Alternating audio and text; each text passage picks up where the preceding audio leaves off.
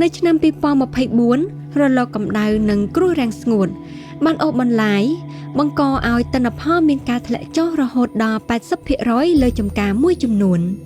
ដល់ពេលអាកាសធាតុក្តៅខ្លាំងប៉ះពាល់ដល់ខ្ញុំអ្នកធ្វើការទាំងអស់គ្នាហត់ខ្លាំងពិបាកដកដង្ហើមពេលវាក្តៅខ្លាំង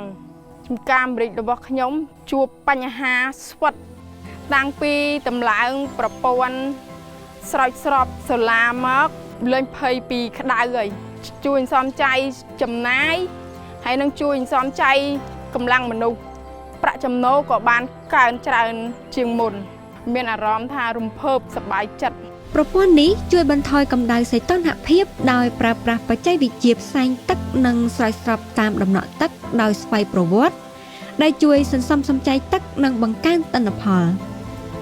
កាន់តែល្អប្រសើរលក្ខខណ្ឌការងារកាន់តែមានសុវត្ថិភាពនិងស្ថិរភាពសម្រាប់ស្ត្រីក្នុងវិស័យកសិកម្មនេះគឺជាសកម្មភាពនៃភាពធន់និងការបម្រែបម្រួលអាកាសធាតុ